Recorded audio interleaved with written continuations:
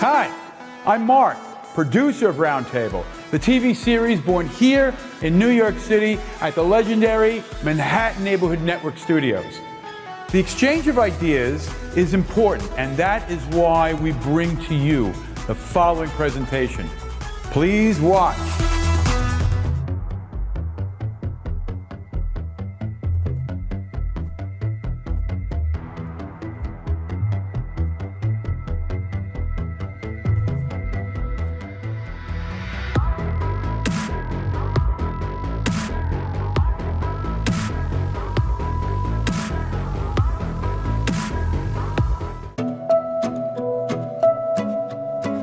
Hi, my name's Hank O'Neill, and I've been taking pictures for many, many years. And I think the first one was in about 1953 when I was 13 years old. And I continued to do it. And into the 1970s, I began taking many, many more pictures, mostly when it was related to work projects that I was involved with. And I've selected a handful of photographs that are from various parts of my career in photography, beginning in about 1977 all the way up until last year. And they give a relatively interesting overview of the kind of things I've done for all these years. And I thought I would talk a minute or two about these pictures in chronological order, about what they were made for, how they were used, and how they've been used in even recent months and years. The first one that I have, in 1977, I was making a lot of records, LPs, and it was not for RCA or Columbia or a company like that. It was my own company. I didn't have all the money in the world, so I was also the photographer for the record covers. And in 1977, I think about October or November, I made a record with a wonderful vocalist named Joan LaBarbara, and she had a piece that she had written called Tape Songs. And I thought that was an interesting title, and I decided to try to work that into a cover, and we did. I took maybe 50 rolls of half-inch recording tape and created a dress out of it for Joan. And this became the photograph for the front of the record, Tape Songs. It had a life of its own. It was displayed in record store windows. I mean, if people could have just bought the photograph, they would have, instead of the record. It was a very, very popular cover. A few years ago, I was walking down the street and looked in a bookstore window, and they had a new book that had come out that's called Vinyl Records and Covers by Artists. And there was my Joan LaBarbara record mixed in with Andy Warhol and Duchamp and all sorts of fancy pictures. And then about 2 years ago, I was contacted by some people in Spain who wanted to use the picture on banners and posters in Madrid for a poetry festival. So I got out all the negatives and so forth and scanned them and made new prints. And the photograph wound up looking like this. This is what I sent to the people in Spain. This is one that I saved that Joan signed for me. She's still very much alive, and that's very good. About the same time, in actually the same studio, I took photographs of two very noted women. At that time, I was working on a book project with Bernice Abbott about her work, her life and work in the 20s, 30s, 40s, 50s, and 60s. And the editor of that book was Jacqueline Onassis. And one day, Mrs. Onassis came down to look at photographs at the studio. It was a Sunday afternoon, and we worked all afternoon.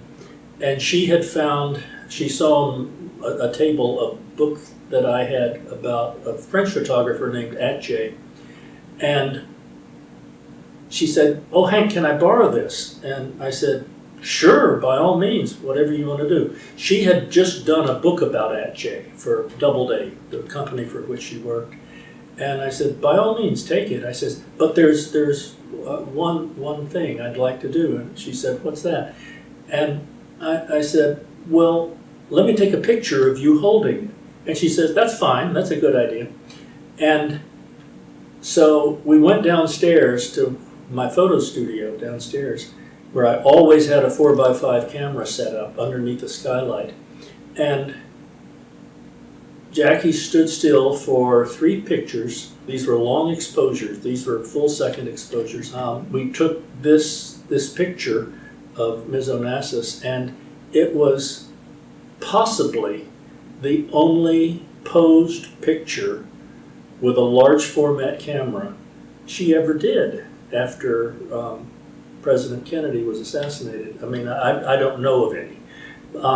And it sort of had a life of its own. When Heritage Auctions started selling photographs, this picture was on the front of the catalog for the very first auction that they produced. And then about 2 weeks later, Bernice Abbott came to the studio. She came down from Maine, and to look at pictures and organize some things as well. And Bernice hated to have her photograph taken. She did not like to take a picture. Anyway, we had worked all afternoon, and Bernice all of a sudden said, "I've got to go back to Maine." That afternoon, now this is 5 o'clock in the afternoon, and she was 450 miles from home, and she was 80 years old. And was going to drive back to Maine that night. And she put on her car coat, and I said, "Well, Bernice, before you go, let me take a picture of you getting ready to go to Maine in your car coat and everything like that." She said, "Oh, I don't want to take a picture." And I said, "Come on, come downstairs and I'll take the picture exactly in the same place that I took Jackie Onassis. Everybody's trying to take her picture, and she doesn't like, but she really enjoyed it. So come on downstairs." She said, "Well, okay, if you really hurry." So we went downstairs. The camera was still set up. I made 2 or 3 exposures of 4x5 film, and this one turned out to be my favorite one.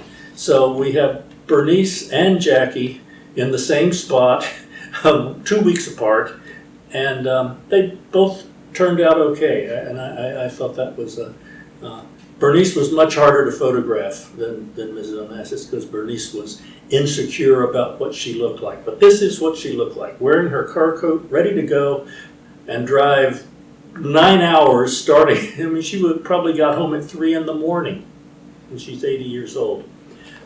A few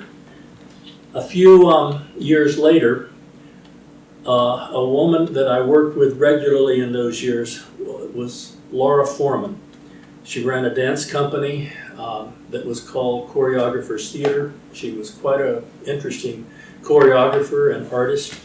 And she had a show coming up that was very famous and very anticipated at the time, called the Monumental Show in Gowanus. It was all the most interesting avant-garde people of the time. And Laura had made a date with me to photograph her on a Saturday at the installation. She had made this marvelous installation at the gun factory at Gowanus, where the show was held. Unfortunately, on the night of the opening night of the exhibition, representatives or members or whatever of the Jewish Defense League broke in or stormed into the exhibition and messed up one of the installations that was there, that involved a big portrait of Hitler. They cut it up with a knife and strewed garbage all around and so forth. And they shut down the exhibition. The exhibition never went forward. But Laura bribed a person at the facility, and we managed to get in the next day to take a photograph of her installation, because it was for an arts magazine that was very popular in those days that was called simply Arts. And this is the September 1981 issue of Arts, inside of which is a story about the Monumental Show, which had been photographed and written about before it was shut down. And there's photographs, I mean, here is the one that I took on that Saturday of Laura and her installation. Here's a Keith Haring that was right around the corner. And here is a photograph of the installation that was messed up by the Jewish Defense League. When I was out there taking the installation pictures of Laura's piece, she was setting things up, and I was walking around just looking. And I saw this piece that had been slashed with a knife and garbage strewn around, and it really was a mess. So I went back to Laura and I said, Laura, let's do a picture. And she says, what do you have in mind? And I said, I want you to come over to this Hitler picture, and I want you to take off all your clothes and stand in front of it like you're in a gallery, and you can stand amongst all the garbage and you're looking at it, and I think it might be an interesting picture. And this is what was the result. And it's one of my favorites. It's been exhibited in many shows and things like that over the years. It's a long time ago, 1981, but it's really one of my favorites and kind of unique. So life danced on and moved on through the 80s and into the 90s, and I continued taking photographs of anything that interested me. One of which, starting in the 1980s, was a documentation of the Lower East Side, which continued up until about 2010, when they discontinued Kodachrome film, and I went digital. And one of the first digital things that I did on the Lower East Side, documenting things, was I found a large construction site at the corner of Mulberry and Houston, where the company Supreme, that makes t-shirts and skateboard gear and stuff like that, had put up many posters featuring Lady Gaga. And for whatever reason, many different artists had decided they wanted to have their way with the picture of Lady Gaga. And they did. And they drew faces on them, they drew mustaches, they did, anyway. So I dutifully photographed each one that had been messed up. Of course, I took a picture of the entire thing as well, but I photographed each face that had been messed up. I then took my favorite 50 of the pictures and created a mashup that looks like this.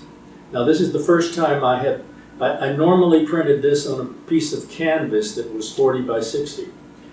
This is the first time I've ever made a small 17 by 22 version of it, but it shows how, I don't know how many different artists who did the mashup on Lady Gaga's face, but I've always thought this was extremely interesting, and this is the result. It has normally only been available at charity events and things like that. This is the first time it will have been auctioned as a print. Now, right down the street from where this was at Houston Street is the residence of a friend who is one of the most noted photographers in America. His name is Robert Frank. I met Robert in 1981 when he did a record cover for me featuring his friend Allen Ginsberg. One day in 2017, I was walking down the street in the Lower East Side, and I was approaching Bowery, and I see two people sitting on the sidewalk. Not sitting on the sidewalk, sitting in chairs on the sidewalk. And as I get closer, I see it's Robert and his wife June Leaf, the noted painter. And so I go up and we chat for a while. And after 15 minutes or so, I said, well, I'm going to go off. I've got to go off and do this and that, and I've taken up enough of your time. Let me take a quick picture and so forth. And yeah, fine. And so this was the result of Robert Frank and June Leaf sitting in front of their house, like, an old elderly couple. But this is two of the finest American artists there are. I mean, although Robert is actually born in Switzerland, but he's lived here since the late 1940s. And it's an unusual photograph, and the first time that it's ever been put up for auction or anything like that. And I remember I took this with a regular, ordinary Canon T3i camera that looks like, just a 35 millimeter camera.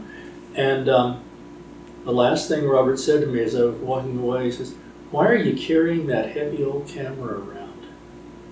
I thought to myself, my goodness, times change.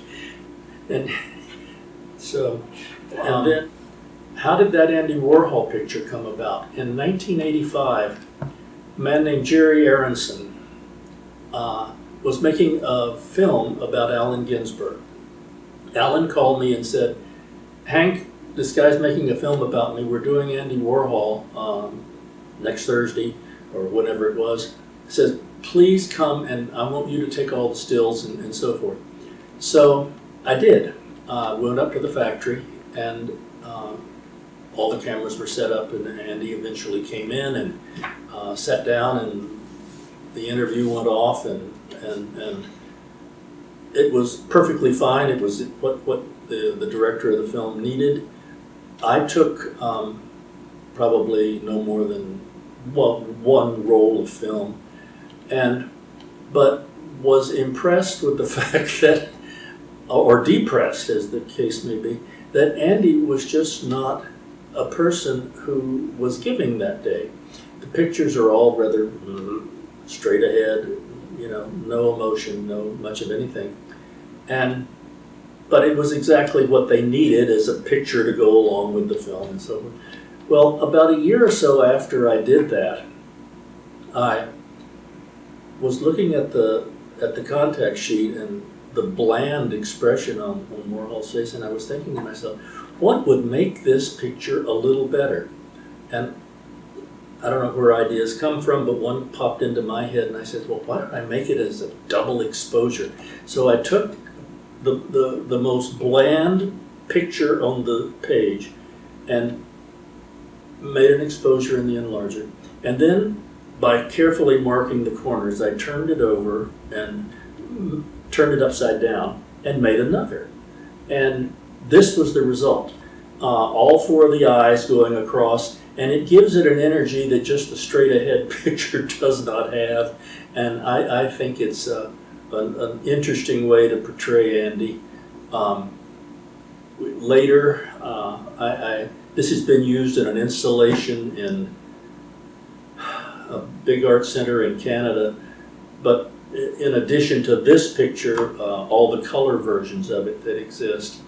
And this would be the very first time that I normally release this as a 24 by 24 inch print on canvas. This will be the first time it's as a print that you don't have to worry about canvas and stretchers and things like that. The last picture is from 2018, and this is just an example, and this is the first time I've ever shown it to anybody. This is just an example of what you can do if all the stars line up and it's just good luck. This was at the opening of the Giacometti show at the Guggenheim a year or so ago.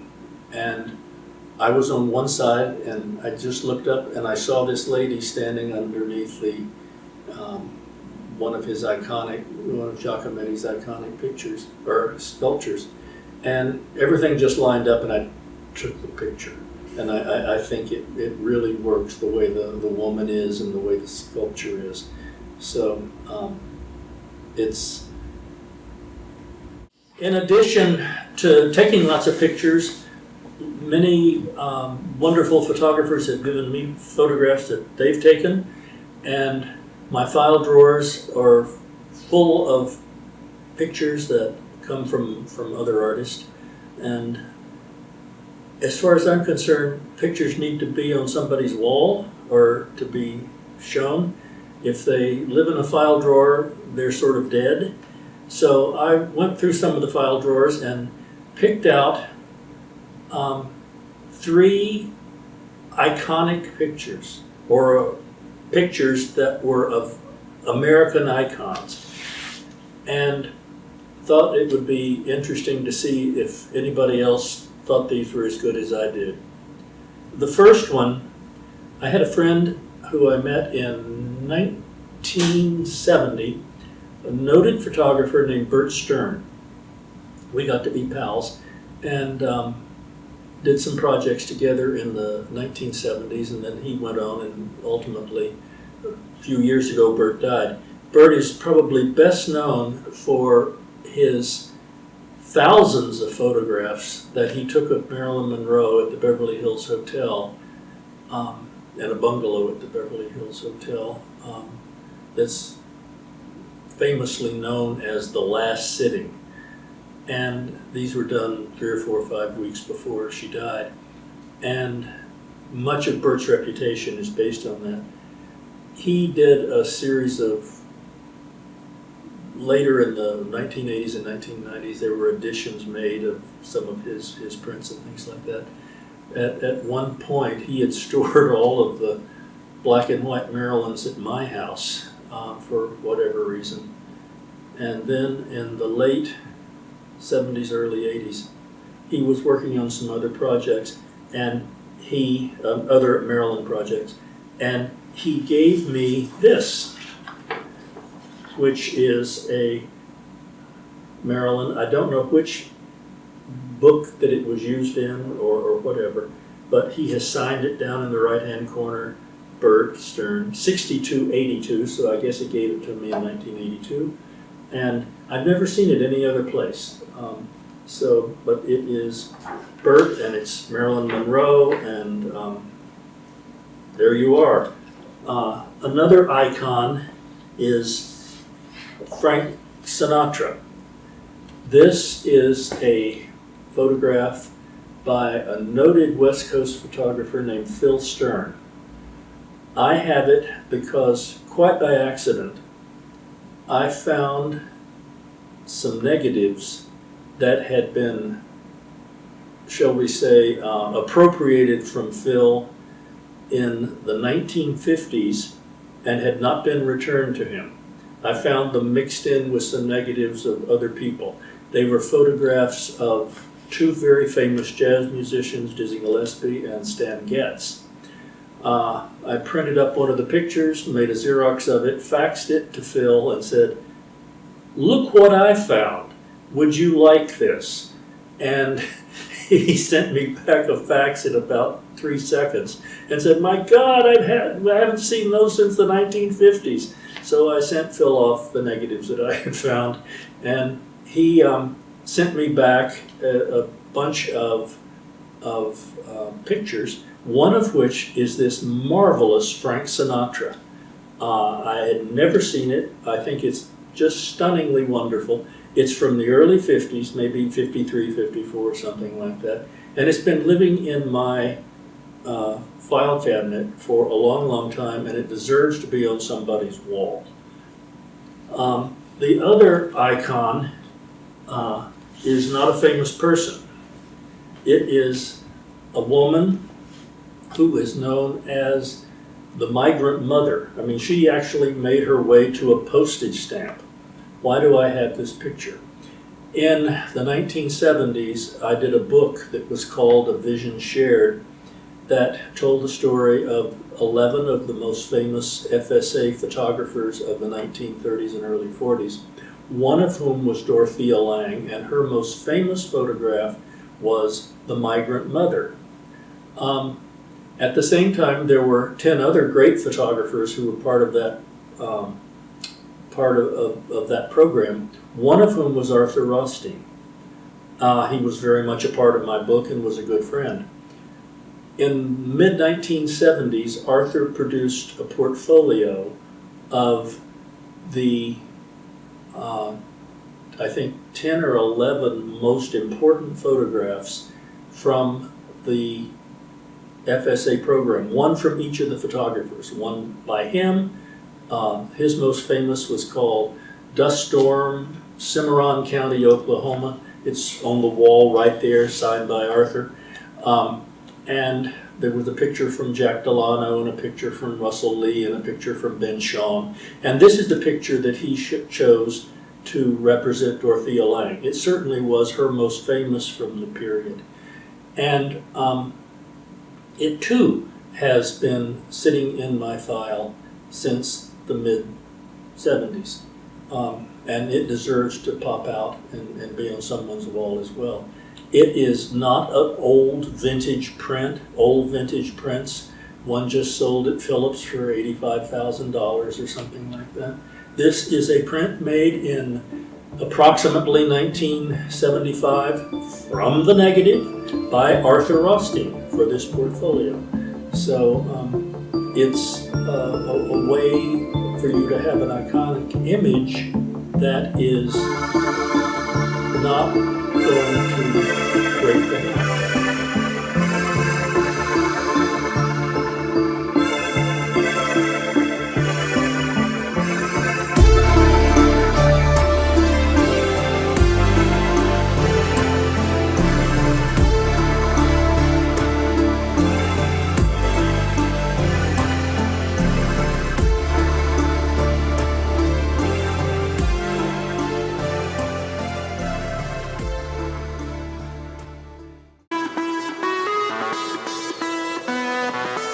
I hope you found that worth watching as much as I did.